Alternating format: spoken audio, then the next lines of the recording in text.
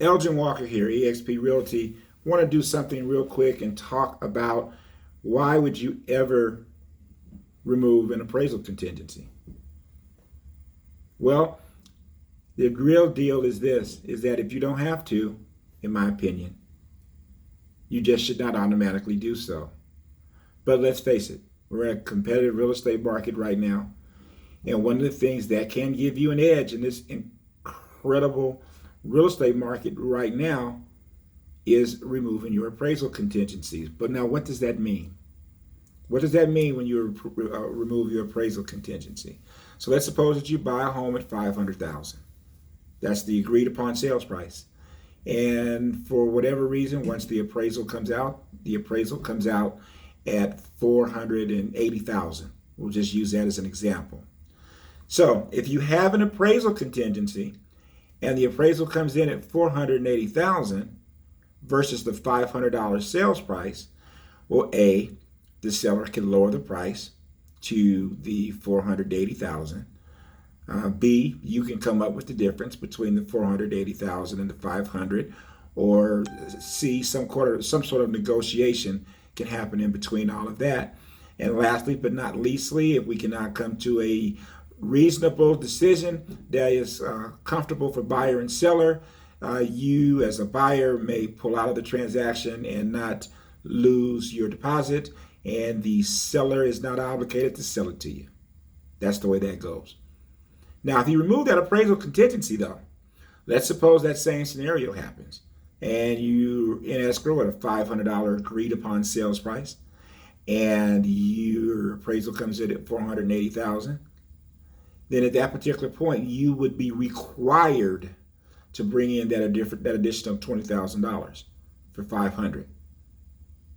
That's where you want to be careful. So you say, Elgin, why would I ever do that? Well, it depends upon market conditions. So in a quote unquote more normal market, this is not something that I suggest for a buyer to do. But in a market where you got 20 offers and you really like the house, you're trying to be competitive, and you have the ability to do it, then you might want to give it a go. Now, if you do decide to do it, there's a couple of things that you should do ahead of time. Number one, your real estate agent that you are working with should run some comps on the property. When you take a look at the comps and the condition, to see realistically if there's a chance that the property may not appraise, so that you know that going in. Or if you think you realistically have a good shot at it appraising, and maybe it just falls a little bit short. Maybe it falls 3,000, 4,000, 5,000 short, and you have the ability to do that. Assuming that is the case, and it's something that you can do, in the market that we're in currently when I'm making this video, why would you do that? Well, what you've just done is you've now established a new value for your neighborhood. So you've gotten the house that you want, you're in the neighborhood that you like to be in, and yeah, you paid $500,000 for it, and it only appraised at $480,000, but guess what? Someone else in your neighborhood now is about to sell their home.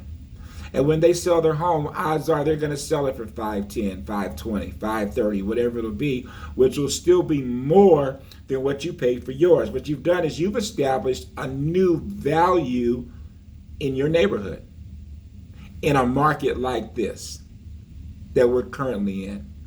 Now, in different markets, different strategies.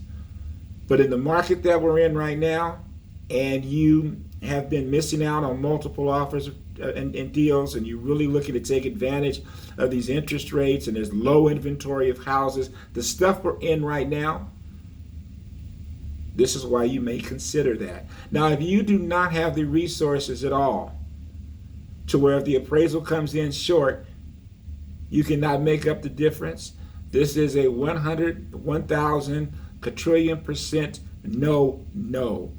Don't do it in that case. This is just an opportunity for you to possibly strengthen your position, strengthen your offer, and give you something that gives you an edge on maybe one or two other borrowers that are considering purchasing this same house. All right, So remember, no matter what you're going through in life, it's just a temporary condition because things do change. And it truly is a great life. God bless. If you have any questions on this or any other real estate matters, reach out to Elgin of the Elgin and Pilar Walker team. You take care.